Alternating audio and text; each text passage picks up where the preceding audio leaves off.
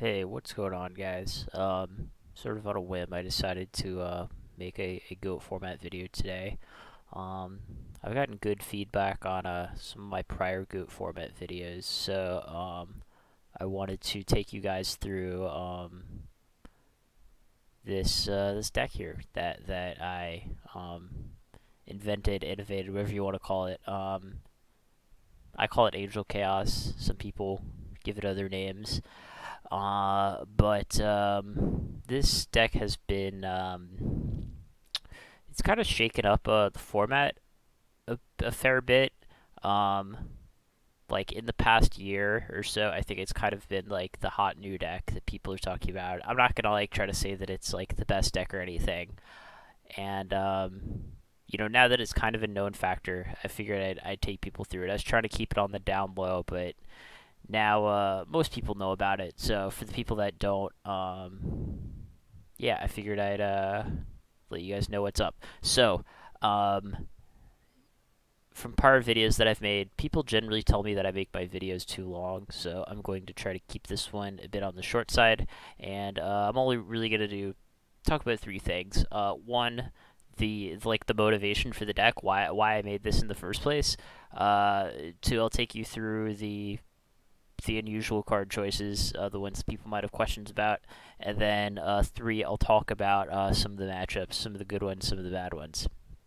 So, the motivation for the deck is, while I was playing a GOAT format online, uh, I was losing more matches than I was satisfied with. I was maybe winning, I don't know, give or take, maybe 60% of my matches, and I kind of feel to myself, hey, this is good format, right? Like, I'm not an awful player. I know I can win more matches than this.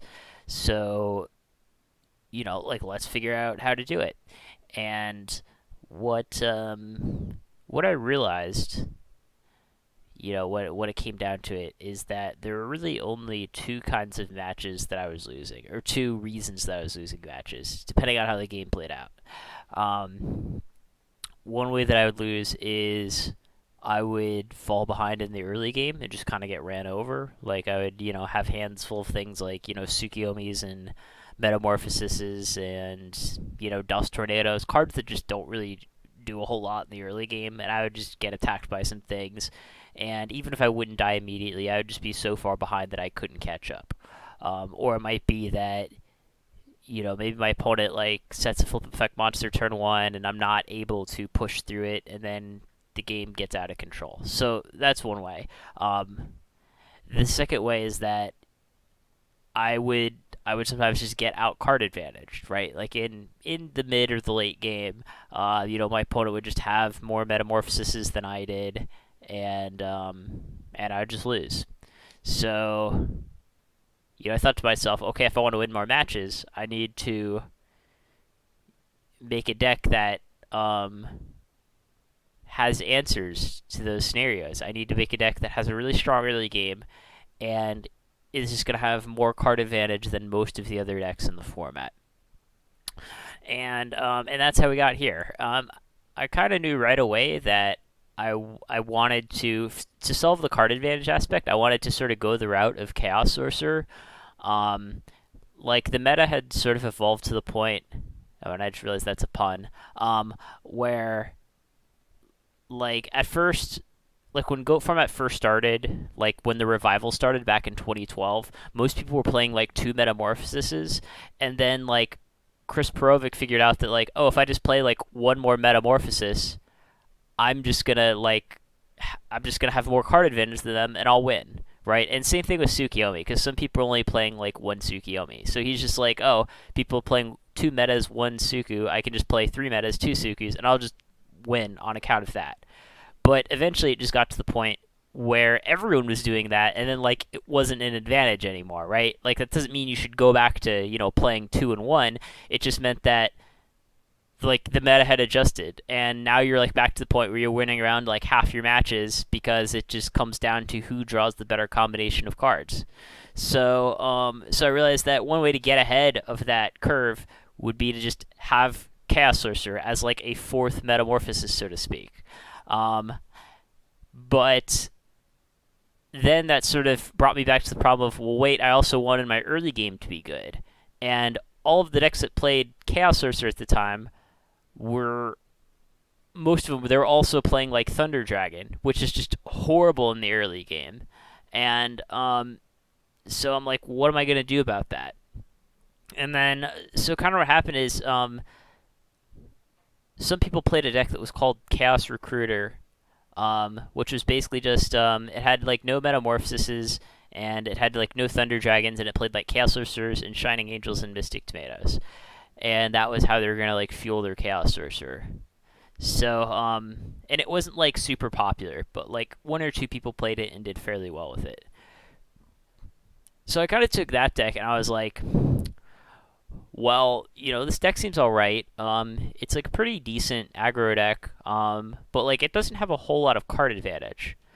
Um, and then I kind of realized that Shining Angel can die, search level 1, and then now I can play like Metamorphosis in my Chaos Recruiter deck. And sort of like take it away from being an aggro deck and sort of move it over to like the control side of the spectrum. So, um, like that's really all I did. I just sort of took like a goat control deck and a chaos recruiter deck and took like the best things out of each of them and like put them together, and like that's how we got here. Um, so you have like Chaos Sorcerer, which solves my card advantage problem in the late game, and then Shining Angel, which solves my early game problem. Because in the early game, I can set it, I can summon it. It's just very, very flexible, while also being like an okay card in the late game as well.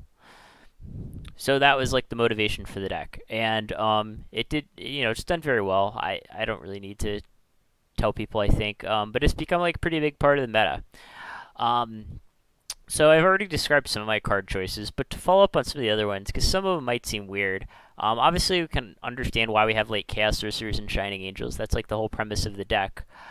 Um, but one thing that I wanted to focus on was I didn't want like I wanted all of my cards to be like fairly flexible because I found that that was like very valuable in Goat format. So that's, for example, that's why I'm not playing like cards like Air Knight Parshath, because it's just way too situational and you can just like get blown out by Snatch Steal and whatnot.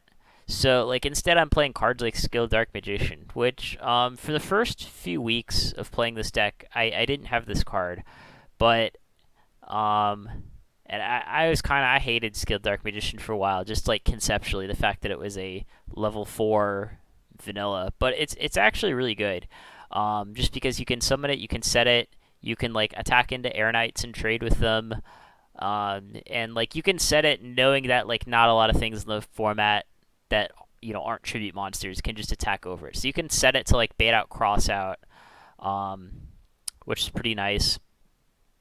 And then like I also have like a one of Dekochi, which might seem weird, like this one of Skill Dark, one of Dekochi. So I needed some darks to fill out my curve here and support the two Chaos Sorcerers, and this was what I arrived on. The one Dekochi is nice for a few reasons. One, there's some decks in the format that are playing like 2 to 3 copies of Dekochi, so being able to set your Dekochi and have them cross out it and have to banish all of their own is just really beneficial. Um, but obviously, the reason that I'm not playing 2, the fact that I'm only playing 1, is because if they cross out my Dekochi, I don't want to have to like banish more darks from my deck and then worry about not having enough. And then like everything else in the deck is pretty straightforward. The 2 magical merchants are really important. I just want to highlight them because I see some decks that like aren't playing them. So some of these decks that aren't playing them, and I think that's just ludicrous. You could get away with only playing 1, but you have to play at least 1. And the reason why is that part of the whole point of this deck is that Shining Angel is what makes our Metamorphosis is so good, because if our Angel dies, we can search up level 1s and then Metamorphosis them. So like if all the faiths get crossed out, as they tend to do, I mean that's a common thing that happens. Being able to like say our opponent has random monster in play, even if they have like their own Chaos Sorcerer, for example, or I don't know, maybe they have like some sort of like skilled magician in play, or something like that. You can summon an Angel and attack into their monster, search merchant and then Metamorphosis and go into Thousand Eyes. And that's also very important. Like, obviously, in general, in any deck, like you don't want your metamorphosis to be dead. That's just a given. But in this deck, it's even more important because like that's in many cases like your dark, right?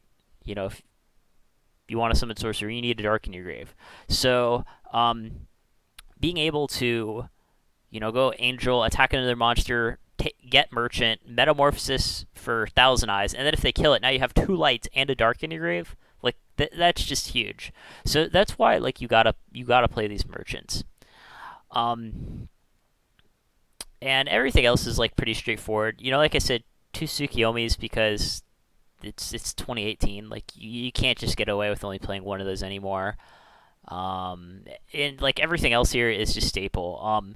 It's worth noting that I'm not playing Tribe Infecting Virus because again, it's just one of those like situational, not very good cards. Like if I could just guarantee that I always had Sinister in my hand, I'd play it. But otherwise, it's just not very good. We're not trying to like discard Air Knights and revive them. Occasionally, like Tribe can be good if you have like a hand with a bunch of monsters, then you can discard lights and darks and then play your chaos monsters. But like that's about it. Otherwise, it just often gets attacked over. Um, Spells and traps are more straightforward. Three Pokemoons, I wasn't playing those for a long time, but that was just a mistake. Bookamoon this is probably the best deck, one of the best decks for Bookamoon in the format because literally every monster is a Bookamoon target. You can do something like attack with Shining Angel. If they Saku it, you can book it.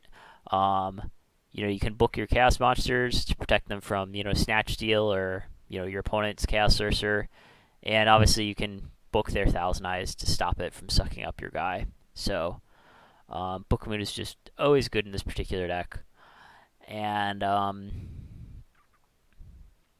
two Scapegoat.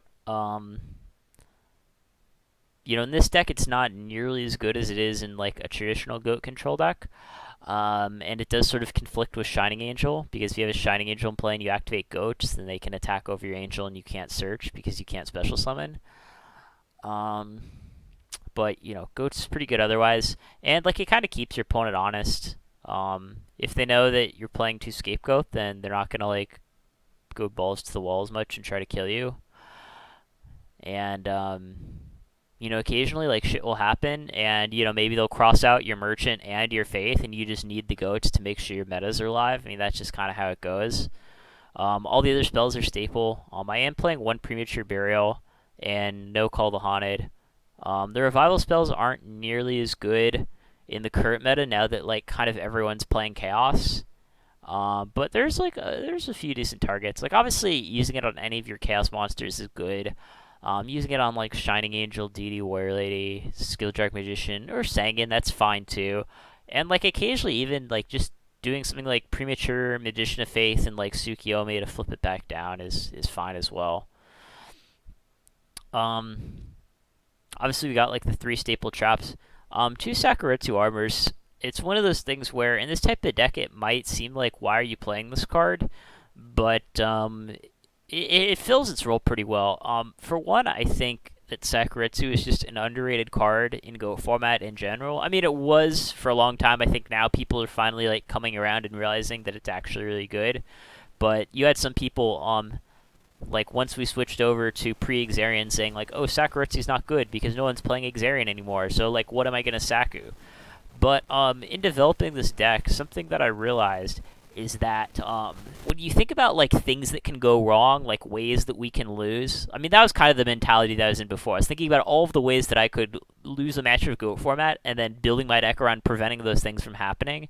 That's how we arrived at like Chaos Sorcerers and Shining Angels. And along the same lines, it's also how I ended up at like Sakuretsu's because if you look at our monsters, there's nothing that we really need to protect, right? Like, we don't need to protect our Shining Angels in battle. We don't really need to protect, like, our Chaos Sorcerers or, like, our Skilled Dark Magician or our Magical Merchants. So you're thinking, like, what are we trying to protect? And the answer is, we're not really trying to protect anything. It's more about answering our opponent's threats than, like, trying to protect our monsters. So I realized that if you look at the traditional, like, GOAT control deck, yeah, there's, like, not a lot of things to Saku, but the things that you do want to Saku are like really, really important. So, for example, things like Air Knight Parshath. Um, while I'm not playing Air Knight Parshath in this particular deck because it doesn't fit well with our strategy, lots of people are still playing Air Knights, and it's still a very good card. I mean, that's just the reality. So, so I kind of have Saku's as Air Knight insurance, and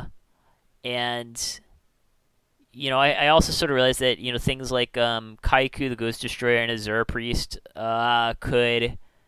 could kind of destroy our deck. So I wanted Saku for those.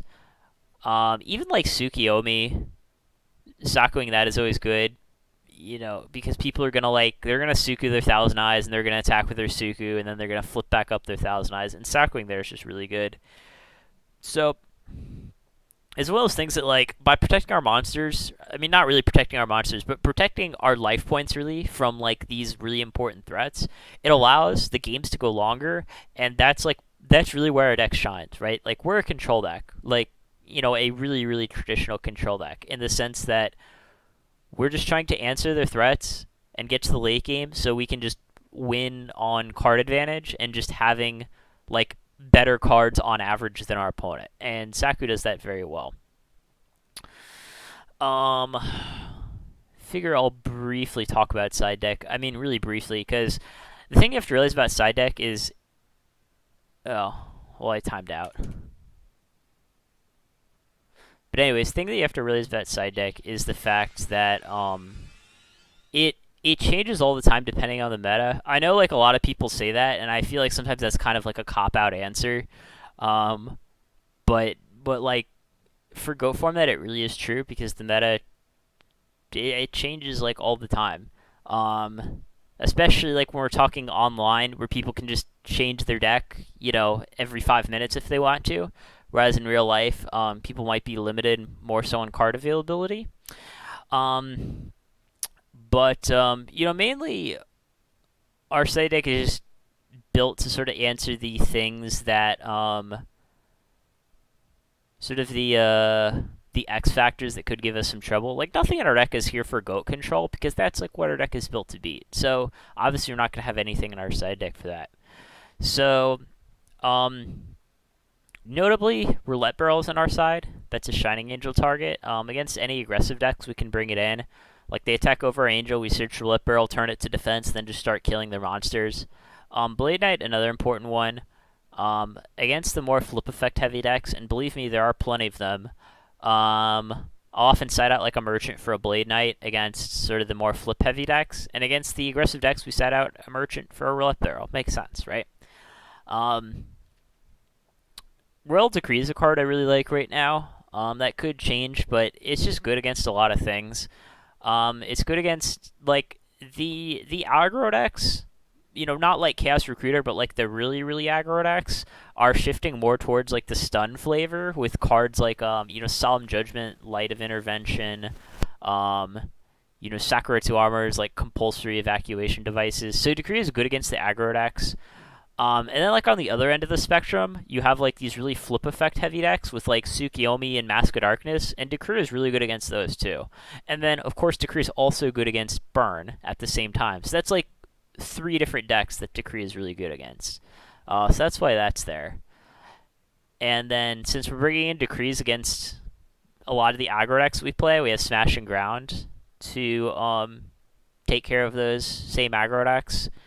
So that way we can lock out their traps, their Decree, and then Smash and Ground, their Kaikus and King Tiger Wangus and things like that. Wave Motion's kind of just a side deck staple for me in this format. Very good against both Burn.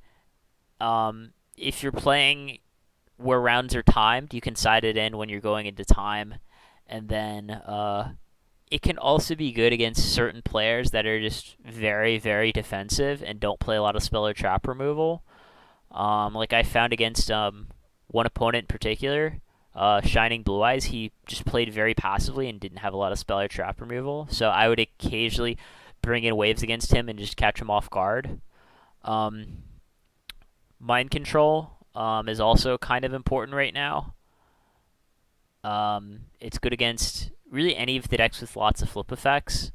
So like the flip flop control, the Thunder Dragon Chaos, because against Thunder Dragon Chaos you can also take their Chaos Sorcerer and banish itself. But like that's it. You don't like side it in for the mirror. Sometimes I see people trying to do that, and it's way too risky for the mirror. I think because you could accidentally take like a set Shining Angel. Um, and then yeah, like Chiron the Mage, mainly just like a hedge against like Gravekeepers, since Royal Decree doesn't kill Necro Valley. I figure we need Chiron to kill it. Fusion deck, of course, quite standard. So as far as matchups, like there's two main good matchups that the deck has, and those are Goat Control and like Chaos Recruiter. Mostly because like we're just better versions of both those. I mean that's that. This really all it comes down to. With Goat Control, we just beat them on the basis of pure card advantage, and Recruiter, we're just so good at stopping their aggression that like it's just a very hard matchup for them unless they side in return from the different dimension. Then Chaos Recruiter can potentially beat you with that card, but like literally only that card.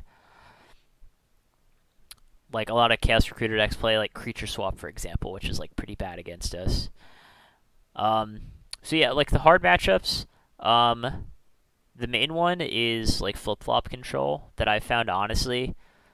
Like any deck with that their game plan is just I'm just gonna be like really passive and just flip things and Tsukiyomi them. That's just very hard to deal with because um like most of our deck is built around answering face-up threats. Like even Metamorphosis, like say our opponent has a set Mask of Darkness, yeah, we can like go into Thousand Eyes and take it, but now we have like this zero attack Thousand Eyes just sitting there, and we're just letting them get back in the game. Eventually, they'll be able to like Tsukiyomi flip down our Thousand Eyes and just continue the pressure.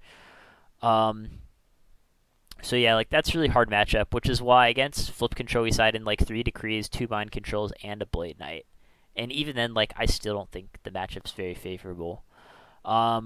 Versus like the other Chaos decks, like Thunder Dragon Chaos in the Mirror, obviously it's about like 50-50. Some Thunder Dragon Chaos players, like they'll make mistakes. Because some of them like haven't practiced the matchup very well. But again, that just comes down to like who's the better player, right? That's really all there is to it. So yeah, that's it. Let me know what you guys thought. Perhaps I will do another video in the future. Thanks for watching.